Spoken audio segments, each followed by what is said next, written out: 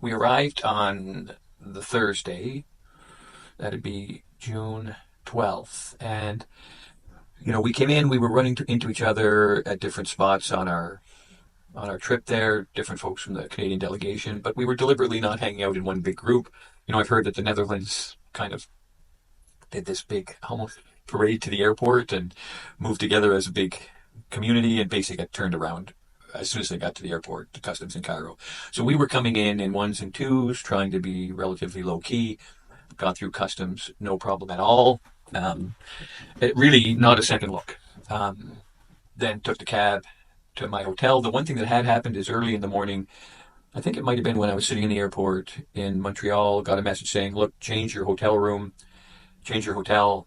We've got word that European authorities have access to our complete list of hotels. They had sent the Canadian delegation a list of hotels and said, just book a room at one of these hotels. And we'd all done that. And we were spread around, I don't know, 6 or 7 or 8 different hotels. And so now they said, get a different hotel, nothing off the list. So I had changed my hotel and took the cab there. I think I was one of the only, maybe the only Canadian member of the Canadian delegation at that hotel, the Amin Hotel. And we still didn't know what was going to be going on the next day. So formally, like what the plan had been was get up the next morning, there'd be buses to El Arish. But now it was clear that there was no way Egypt was going to allow, the Egyptian authorities were going to allow us just to hop on buses and go to El Arish. It wasn't going to happen. So we got an email, and so we were getting an email saying, we'll let you know in the morning, we'll be able to tell you what we're doing, because they knew, and I would not have really believed this completely if I hadn't been there, but they were just concerned that everything was being monitored, everything that could be monitored was being monitored. Certainly, I think when I got to my hotel, there were guys that I realized in retrospect were probably part of the Egyptian police, and I'll talk a bit about that later, just kind of sitting around the lobby, I think watching for protesters to come in. So they weren't saying specifically what we were going to do till just before we did it. So we got an email the next morning, probably around 10:30 or 11, saying, okay, everybody, we want you to make your way on your own to Ismailia, El Ismailia, which is a town, I don't know, it was probably maybe 100, 150 kilometers from Cairo, on the way to El Arish.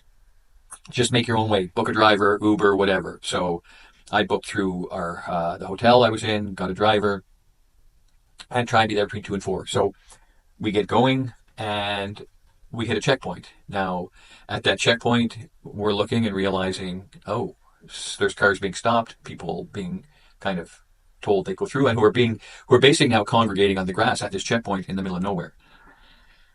And our driver, I think, maybe was a little cagier than some, and I think there were some of those drivers that just knew the ins and outs a little better, and he kind of found a little side alley to go down, talk to some guys. I think there might have been a little money exchanged, and we got through that first checkpoint. We got to the second checkpoint, maybe 20, 30 kilometers down the road, and at that point, no one's getting through. And there they grab my passport, tell Ali, the driver, just pull over, and again, now there's probably, at the first checkpoint, maybe I think there was 300 or 400 people that had got out and were gathering there.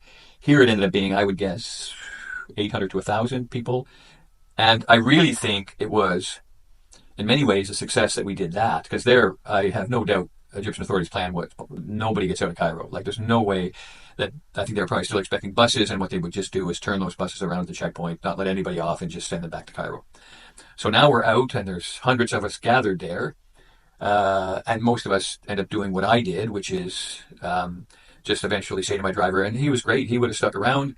I said, no, you can go. It looks like we're going to stay. I think yeah. So basically at that point, we're just a bunch of people. We're probably talking maybe between 700 and 1,000 people.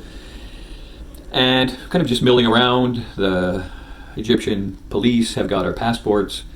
And I got to admit, I'm not sure what to do. I'm not sure, should I be heading back to Cairo? What's happening? And then you realize the people that have done this more, they're now starting to set up the chants, free Palestine, from the river to the sea, and it's starting. Now, of course, no one's really prepared, because we just thought we were getting to Ismailia, there'd be tents and food and water, so you're out in the middle of nowhere, it's probably 35, 40 degrees, little in the way of shade, and this completely shocked me. The one little store there was a Circle K. So I was buying my food and drink from the same store that I would have probably been buying food and drink from if I was protesting in St. John. It's a little spooky, isn't it? So And that was just crazy too, because you got 700 or 800 people there that, they're set up to kind of serve a half a dozen people coming in at the checkpoint. We had flooded the place. We were emptying their fridges of water, of juice, of pop. So that's where we are, and this is probably about, I don't know, maybe 3 or 4 in the afternoon. So at that point, the Canadian delegation kind of finds each other, and there's probably about 30 of us, and all the other delegations are finding each other, and we're kind of setting up kind of camp around this checkpoint. And there are now the words coming. They're saying, and you can see, because Manuel, our coordinator, I ran into him there, and he's saying, "Oh no, they don't know what to do. They're scared. The Egyptian authorities, they weren't planning for this. This was not what they were expecting to happen."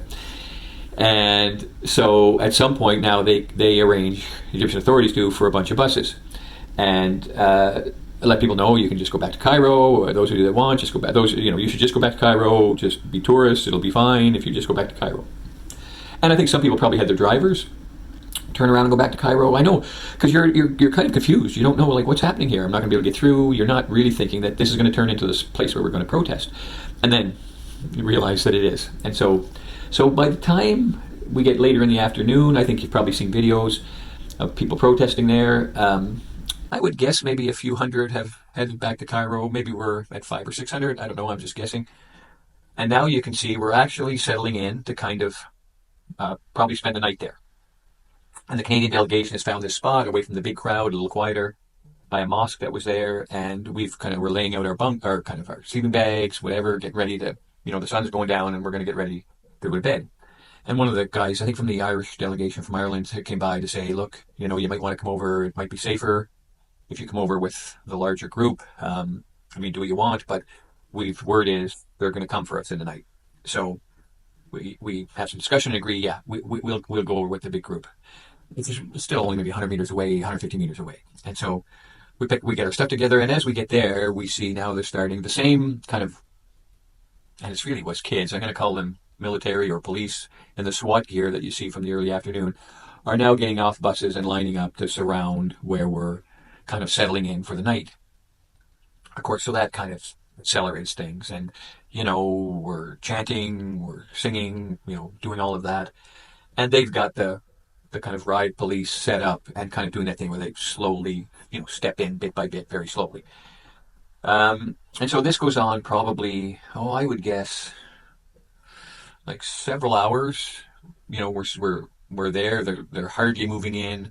I couldn't see everything, so maybe on one of the flanks they were moving in more. Maybe there was more happening. And then at some point, I would say maybe midnight or 1, maybe 2, somewhere between midnight and 2. I wasn't really watching the time.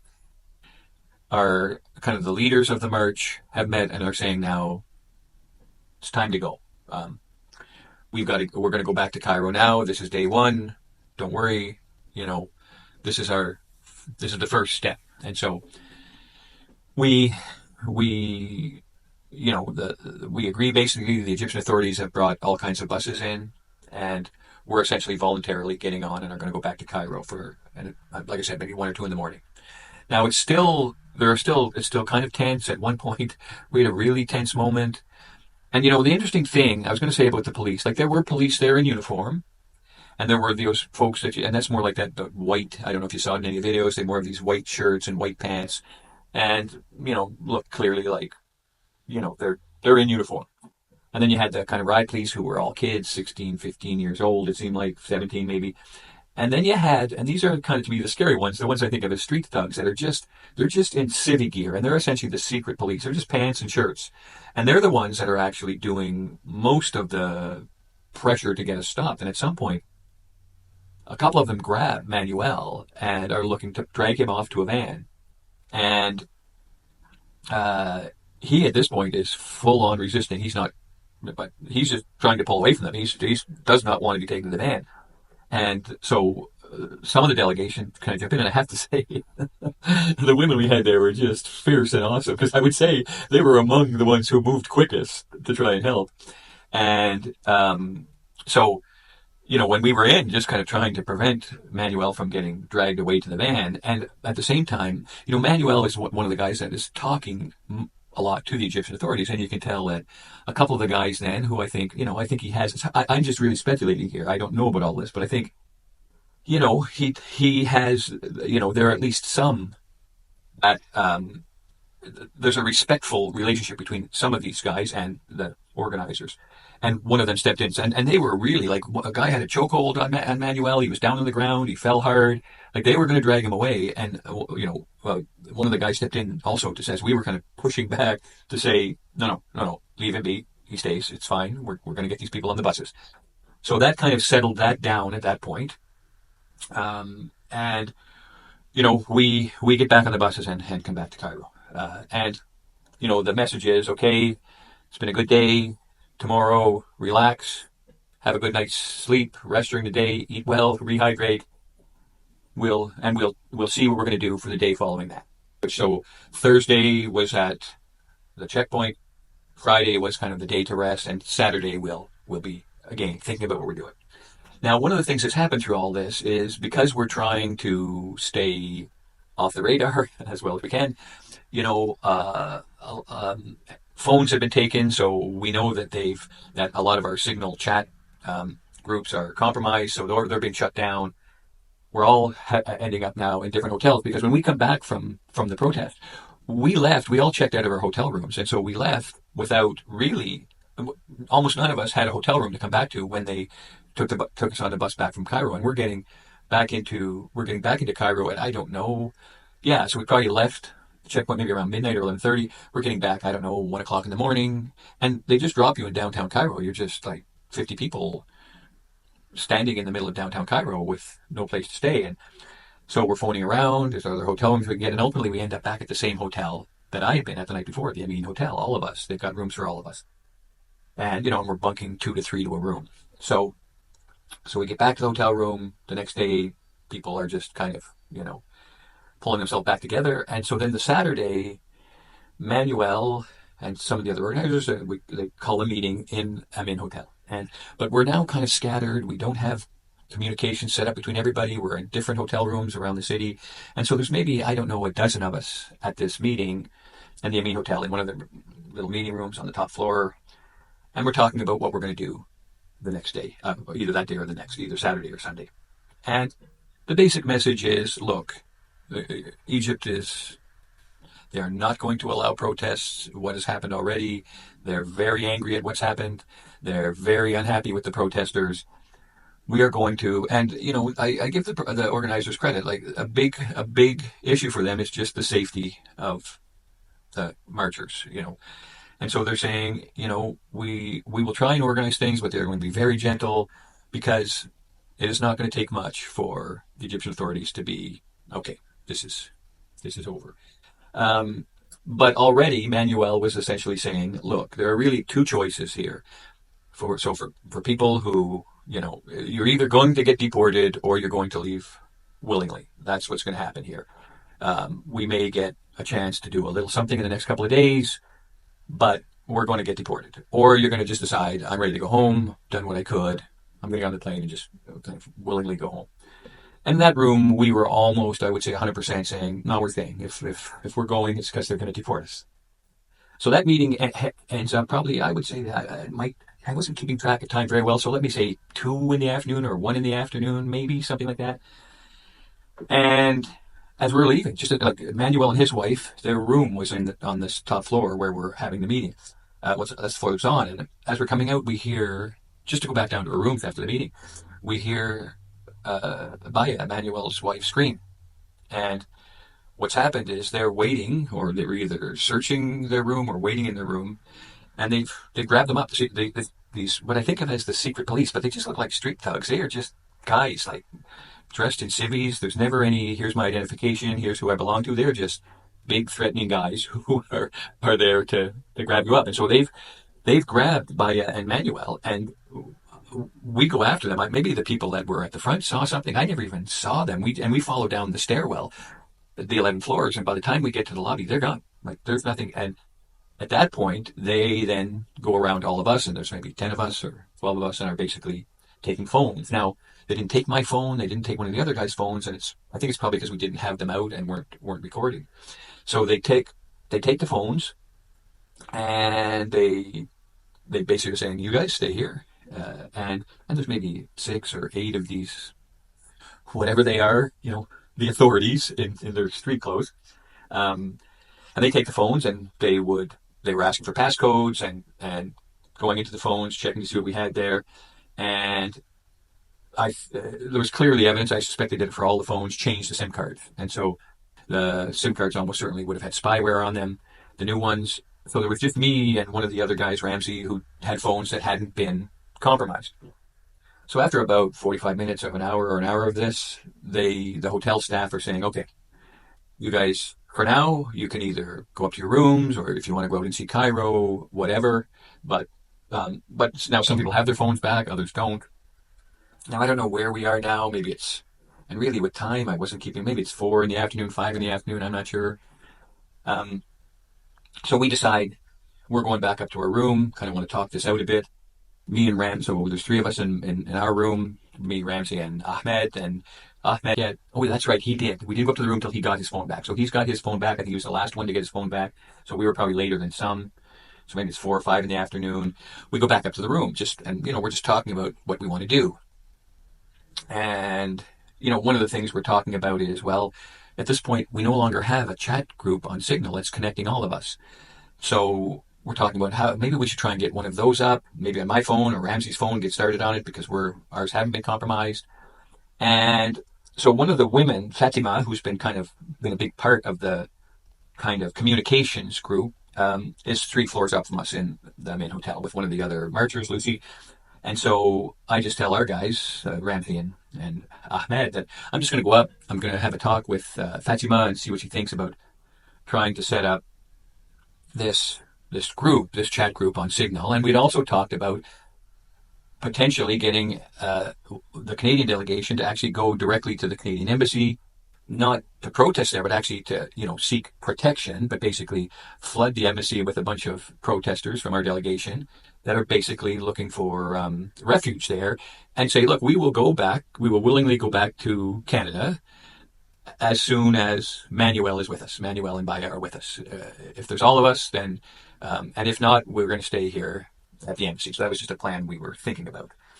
So I get upstairs, I knock on the door, they're a couple floors up, and Lucy comes to the door first, and we're chatting about this for maybe 30 seconds, and it must be 6 or 7 guys show up. These security guys started with me first, just saying, come downstairs with us, and I'm like, what? Like, why would I come downstairs? What's going on? And Lucy was saying, do you want me to come with you? And right away they said, but it seemed like an afterthought, but no, yeah, you come downstairs too, and bring your friend in the room, come downstairs too. And and they're then saying, oh no, it's nothing, we just want to talk, better downstairs than here. But then it becomes, and bring your stuff. So it's clear what's happening. There's some back and forth there, but it's clear what's happening. We're going to be deported. Because at this point, as far as we know, Manuel's wife, Baya, has been deported. She's probably back in Montreal by now.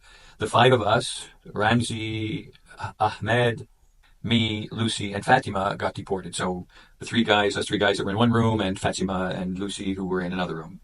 And now it looks like Manuel has been deported as well. So we don't know why we were the ones who they decided.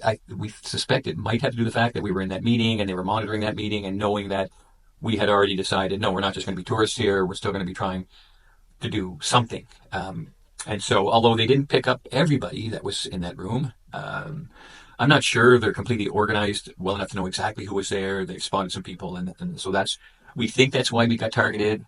It's possible, I would have been really dubious about this before the march, but now seeing the kind of monitoring that goes on there, the way they have people at all the hotels just watching, and the fact that they changed SIM cards, it's possible they overheard us talking about this plan to go to the Canadian embassy, because really it was really within 30 or 45 seconds of me knocking on the door upstairs to have this conversation that they were there and saying, out.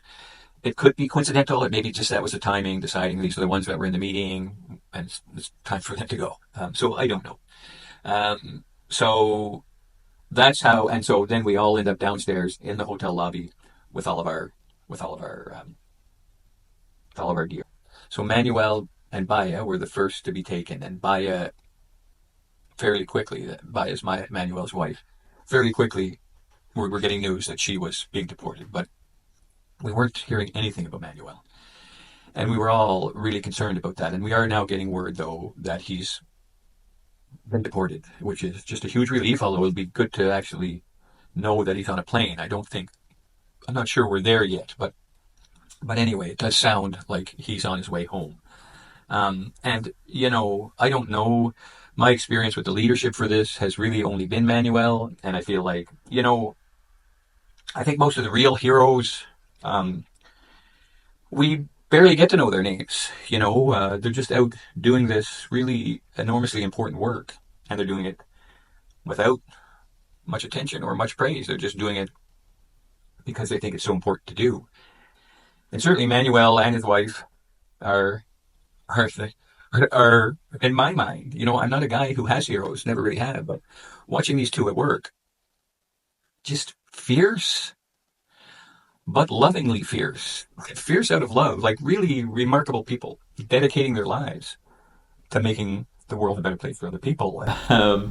We're so now there's the five of us in the hotel lobby, and I would say a dozen of these guys, along with hotel staff. And one of the things I want to spend a little bit of time talking about here before we get into the whole story of what happened next and ending up on planes leaving Cairo is, my heart actually went out to many of the people, just the regular Egyptian folks working in the hotel, driving the cabs that took us places, because the way I see this, and I won't pretend I really have my understanding certainly of Egyptian society is almost zero. Certainly my experience with it is from the last 3 or 4 days, but for what it's worth, here's what it feels like to me. There are the people, that top level of the government who is serving them well, being in power. And then there are, the people in the police forces, the military, even these young guys in riot gear surrounding us who, it's how they're making a living, right? It's their job.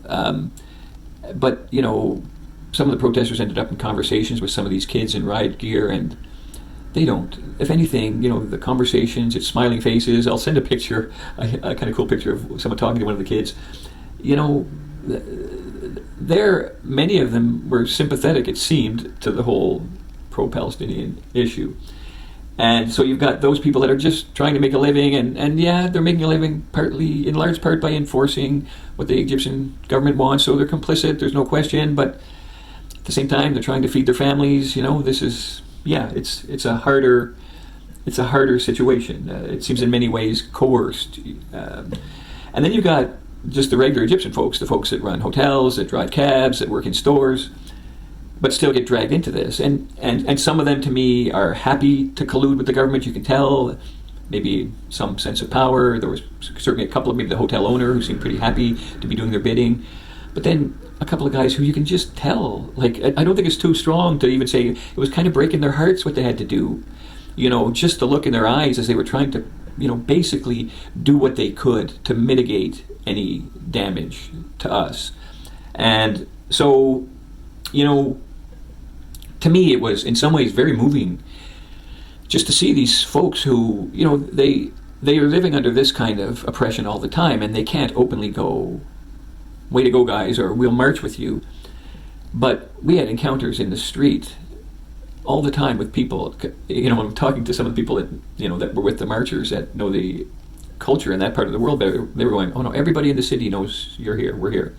This is not," they know when they see you in the streets, they know who you are. Not individually, those people. I mean, the authorities at this point, well, I'll get to that. But so, the Egyptian people, they know we're with this march. And people would be looking at us to the side and giving thumbs up or hand to heart thank yous. Just glad that we were there.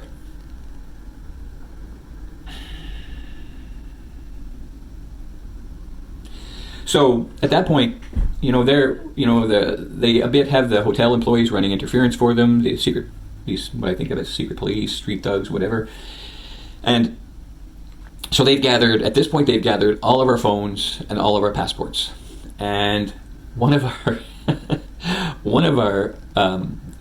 people in our group is very sick, or at least the reason I'm laughing is because it turns out that she was basically feigning illness because she felt like, they'll try and separate the men and the women, And if one of the women is ill, then they'll need the men to carry her, and so they'll keep us all together. And so, but we didn't know, so we thought, oh no, she's really sick. And so, I got to admit that you could tell they were a bit unsure about what to do with that, and because I think they would have just wanted to get us out and away, but now you got this person that's basically almost catatonic on the couch, and then they're saying they're going to call the doctor, but, well, eventually this was on for like 45 minutes or an hour as we sit in the lobby. They've got all of our passports and they've got our phones, and at some point they go, okay, enough. You've got to get you guys are all getting on this, what was basically a prison bus, okay, that pulls up outside the hotel. And so we more or less carry our kind of ill comrade out to the bus. But at that point, all of us are just thinking, no, she's really sick, and it's two of us. She cannot walk. We're getting her out, and we get her onto the bus. And the bus is basically it is set up so that there's the kind of inner part of the bus, the chamber of the bus. It's got a big metal door at the back end, big metal door between that inner chamber and the driver, and this space at the back where the guards are going to sit. So the guards are going to be front and back, and the prisoners separate in this inner chamber. Now, the one thing at this point is that now all of the street guys, the secret police guys and civvies, they've done their job, so now it is people in uniform, in those white uniforms, guarding us. And there's just the five of us in there, and it really was like, it's every seat, there was probably 15 or 20 seats, and every seat, they're in pairs on both sides, so a aisle pair, and maybe 15 rows of that. And in front of every seat, there are chains, these shackles. So I'm sure usually what's happening is people are cuffed, and they're shackled to this chain that's connected to the seat in front of them. Now, they didn't cuff us. There was none of that, and I wouldn't even say they didn't treat us roughly. We were led we had to carry one of us on, but nobody was pushing us, nobody was shoving us, but there was no need. We've been given pretty clear instructions, like if you're getting deported, get deported. That's all. It's not going to make sense to try and physically resist. I have no doubt that if we tried to resist, they would have used force. There's no question. They were going to get us on that bus. And so, one of the interesting kind of images and sounds to me was, you've got these chains hanging in front of every seat. And as we're driving to the airport, which I think is maybe 40 or 45 minutes, and at this point, to be clear, no one has ever showed us identification of any kind. No one has ever said what authority they have to do this. No one is telling us why, what we've done. No one is telling us where we're going. All we know is we've been herded onto this bus, and we could be going anywhere. Now, having said that, we've been pretty well prepared. We're pretty sure that what's happening is we're getting deported, and that we're going to end up at the airport. And which is what happened. And so as we're driving, though, every time the bus would hit the smallest kind of bump, the chains would swing and then smack back into the seat in front of them. So it was this constant sounds of the rattle of change. And there'd be 20 or 30 or 40 of them, right? Or maybe more, because there's one in front of every seat. And the roads are not great in Cairo, so even the highway. So you're just this constant kind of chorus of chains rattling as you're driving down the road. So it was kind of an interesting image. And so we're driving. At this point, the woman who's been feigning illness lets us know that I'm faking it. And so, but kind of continue to do that because, keep us together. And so, but she is gradually getting better, so that we'll be able to kind of walk once we reach our destination, even if it's shuffle slowly.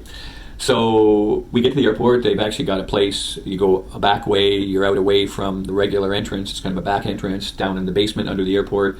We're led in there. They've thrown all our stuff in the compartment underneath. So now we're picking up our backpacks and stuff. They've still got our passports and phones. And it's again now the guys in the white uniforms. It's no longer the kind of secret police or whatever they are. And so we're led then down to what is kind of the detention area for deportations. And we're the only five from the march that we can see there. There's a few people sitting in chairs. Maybe they're being deported as well, just for other reasons. So we're in this small kind of office space and being processed. And once we're processed, they store our luggage. They send the men into kind of what I would think of as a detention cell. The women stayed outside. I think they probably don't have one for women. So they're sitting out on the chairs in this kind of processing room. They send the three of us into this detention room. And when we get in there, and I would say like a big cell room. There's a couple of windows and they're wire meshed. The door is a big steel door that's locked behind us when we step in. It's bunk beds maybe there's 3 or 4 bunk beds along one wall, another 3 or 4 along the other wall, concrete walls. I think there's chairs along a third wall, and then a table, a simple table in the middle. And I tell you, the bunk beds, I would guess sometime 5 or 6 or 8 years ago, they threw the mattresses on, and they haven't been touched since. And clearly, people always haven't been able to control their bladders. Like it is not a nice place to be. And when we get there, there's 4 guys there already, and they're sitting down on the floor. They've got a mat down on the floor. They've been allowed to order food, so you're not supplied with food or drink, but someone's come and taken an order, and they've paid for it, and now the food's been delivered to them. These 4 guys that are there, and these 4 guys. So 2 of them were guys that one had flown in from France, and one, maybe both. Yeah, I think 2 guys had flown in separately from France, but they had their phones checked. They found pro-Palestinian stuff on there and turned them around immediately. So they didn't get out of the airport. They were heading to the march and hadn't got out of the airport, and they had been there. I think I don't think a full day, maybe 12 hours, 18 hours. I'm not sure. And so they basically invited us, come on, sit down, we've got food here, help yourself. Really nice guys. And then, so there's those 2 guys, and then there's 2 other brothers who were actually from Gaza, but weren't coming to the march. They actually had family in Egypt. They had rented a home for the family to all get together, spend a week together, like in a town, I got to get directions in my mind, but not going towards Rafah. They had to go through the same checkpoint, but we're going to be kind of hanging a left and going to this town to be with their family for a week. And they had hotels there too, further down towards the coast. It really, they're from Gaza, so they were very obviously supported the march, pro-Palestinian, great guys. One was 19, one was 21, from Sweden, and but had really just got caught up in this. And their father had showed up to say, look, no, we have a house and it's here and that's where we're going. Didn't care. They'd been caught up there, and they were now going to be deported back to Sweden. And so within the first hour or 2, one of the guys from France, they came and said, we got a flight for you, and he left. And what they do, and they were warning us, they say they're going to call you out, they're going to have a meeting with you, and they're going to basically say, how are you going to pay for your flight back? And you just tell them, you've got no money, you're not paying. So now I'm sure that you probably get out a little quicker if you're willing to pay, but what they're saying is that, and they may ask you once or twice, but after that, they'll be done, they'll know they're going to have to pay, and that's how it goes. So the other guy from France, they called him out, same thing, they were doing that to him. I think he'd already had a couple of meetings with him, how are you going to pay, and then by the time we were still there, he had his last meeting with them, they said, okay, you're booked for a flight out of here sometime on Sunday. They were letting him know, you'll be leaving. And the 2 brothers had been told they were going to be leaving on Sunday at 10 in the morning, so they may be home by now. And we're there going, we don't know, nobody's talking to us, we're not hearing, there's no discussions about this. I end up grabbing a spot on the cleanest bunk I could find, and I actually nodded off, fell asleep. But probably within, and we don't know, we're going, well, it looks to me like, I think one of the guys might have been there almost a day, and we're going, we could be here for a while, we don't know, maybe it's going to be, might be a day or 2, who knows. But probably within a couple of hours of getting there, or 3 hours of getting there, they call us out, and they never have a meeting with us figuring out, how will we pay. There's no suggestion that we're going to pay for our deportation flight. So we come out. The women had been sitting just in the chairs for those couple of hours. They didn't have room for them, so the 5 of us are now back together. And there's a bit of processing to do. And then they just say, grab your stuff, and they kind of lead us back out then into the main part of the airport, just where everybody else is, lead us to just a departure, a boarding gate, and other people there, leave a guard with us, they got a spot for us, but really we're sitting and there's just regular folks behind us. Actually, I think there was a team of, I don't know what they were, maybe young soccer players, 6, 7, 8, 9 years old. It was some kind of athletic team that was going somewhere to visit. And then not long after that, we boarded our planes, and here we come. And one of the things, though, that I was talking about is even there, as those police are processing us, there are some who were kind of stern and a bit, forbidding, but there were others who you could tell had complete sympathy, and especially we had a couple of guys with us who spoke Arabic, and it was handshakes and hugs and really, trying to communicate this idea of gratitude and look, we've got to do this, but so the regular folks, and even as we were walking through the airport, and there was 2 or maybe 3 guards with us, and one in particular, really nice guy, can't be openly, but being very friendly, where are you from, and as we're walking out into the kind of main part of the airport, there's a police officer there who kind of, makes a gesture like, who have you got there? And he just goes, Palestine. The guy immediately does kind of a assalamu alaikum, he's.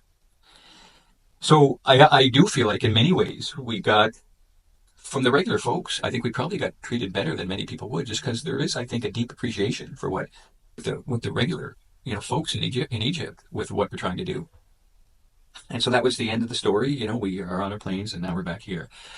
Throughout all of it,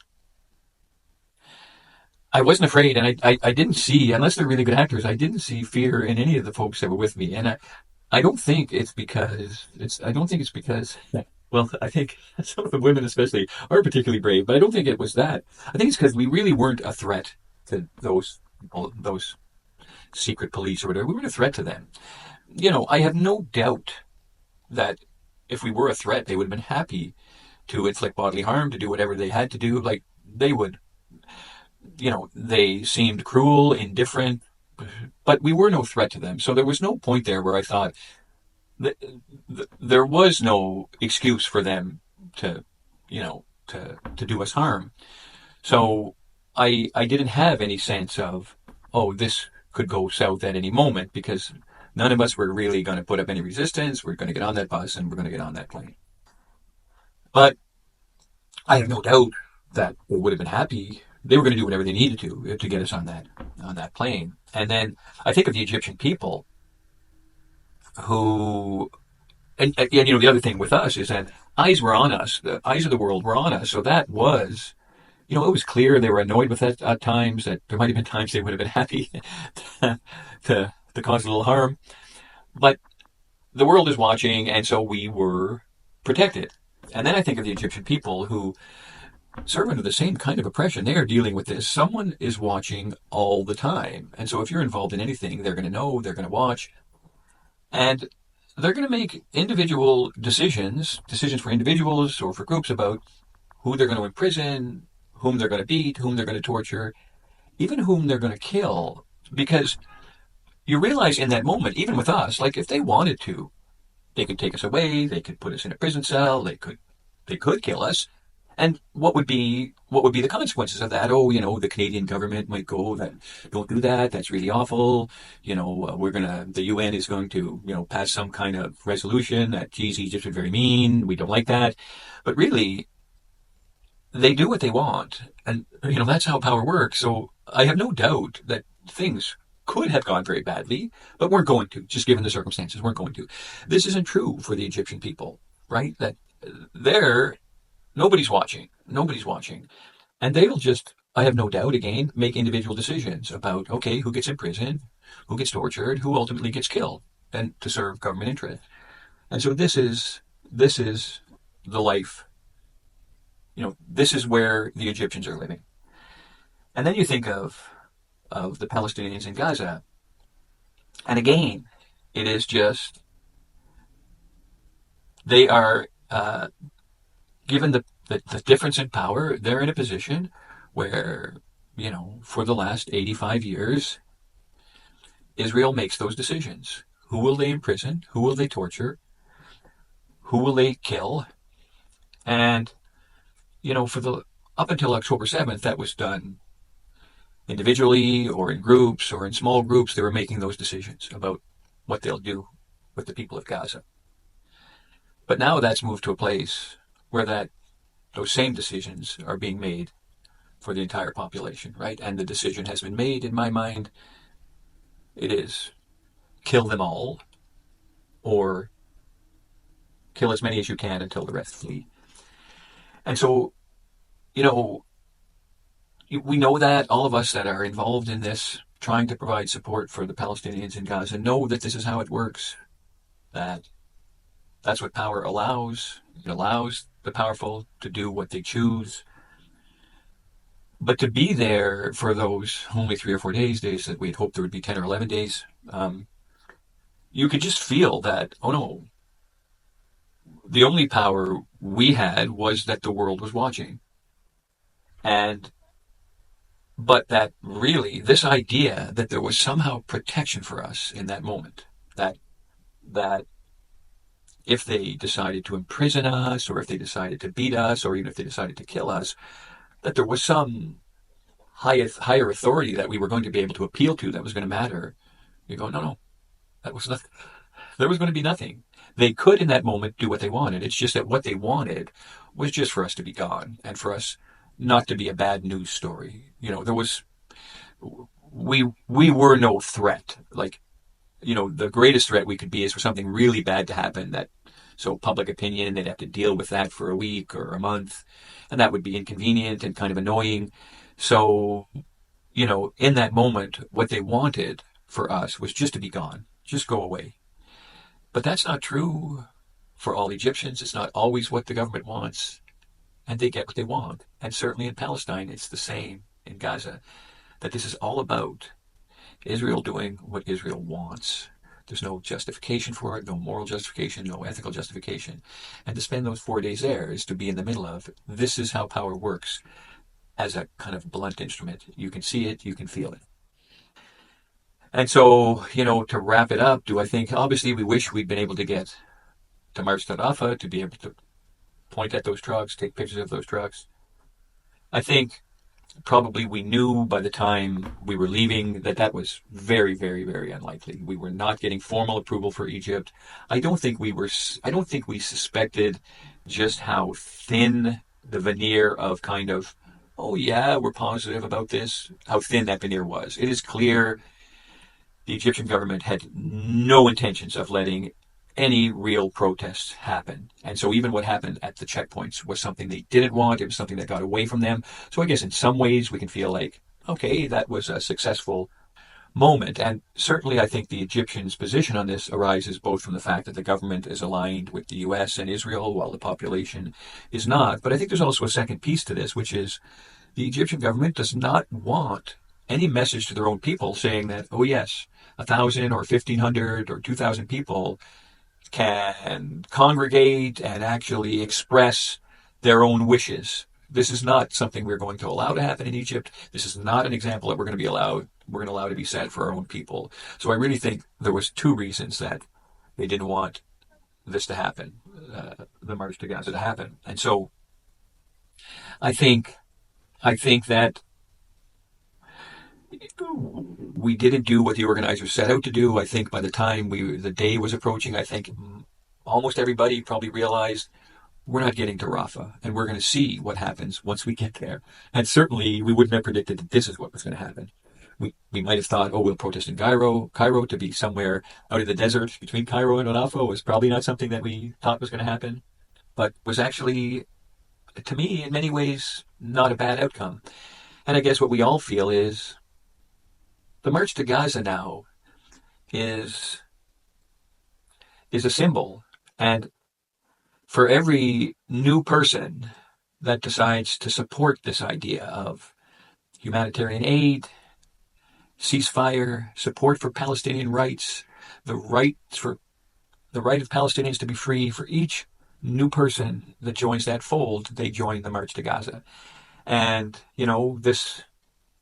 these were the first steps in the March to Gaza, and there will be many more to come. So that's the story, best as I can remember it. Assalamu alaikum.